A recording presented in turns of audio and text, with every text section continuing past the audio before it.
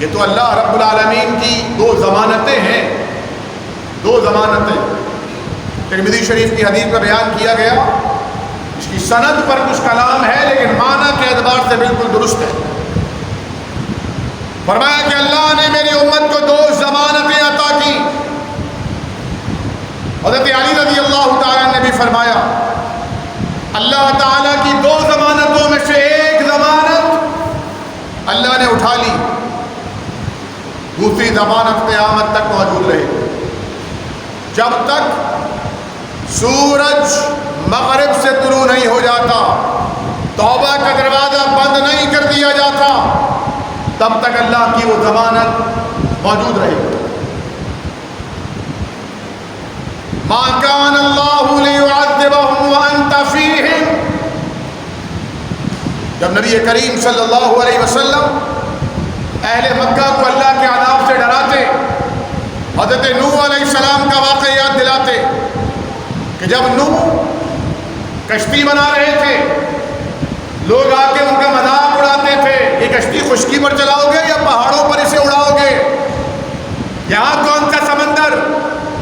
لیکن جب اللہ کی طرف سے کلمہ کن کہہ دیا گیا، آسمان پانی برسانے لگا، زمین سے پانی ابلنے لگا، ہر طرف پانی پانی، اور سمندروں میں ایسا سمندر، ایسی لہریں، کل جبال، پہاڑوں کی برابر لہریں۔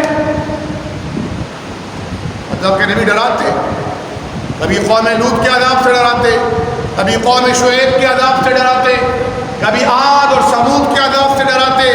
تو ایک دن ابو جہل آیا اور کہنے لگا، اے آمنہ کے لال، اے عبداللہ کے بیٹے، بہت ہو گئی، کب تک ڈرائے گا؟ لے کیوں نہیں آتا عذاب؟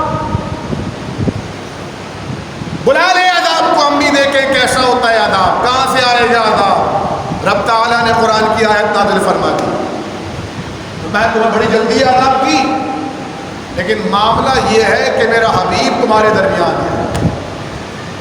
ما کان اللہ لیعذبہم وانت فیہم، اے میرے محبوب انہیں بتائیے جب تک آپ ان کے درمیان ہیں اللہ آپ کی برکت سے انہیں عذاب سے بچائے گا۔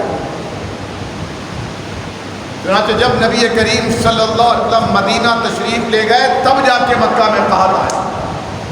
پھر جو ابو سفیان آئے تھے اللہ مانگنے کے لیے، یہ ایک ضمانت حضور کریم صلی اللہ تعالی علیہ وسلم کی نبوت کی 23 سالہ زندگی جب ختم ہوئی، حضور کریم صلی اللہ علیہ وسلم اپنا کام مکمل فرما چکے، اللہ نے آپ کو جو ذمہ داری دی تھی وہ ذمہ داری آپ پوری کر چکے، تو اللہ تعالیٰ نے آپ کو اپنے پاس بلا دیا۔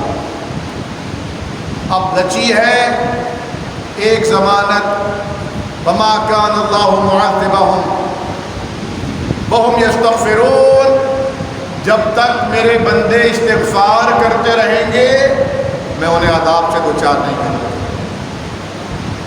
سب سے کم نقصان اسلامی دنیا میں ہوا ہے۔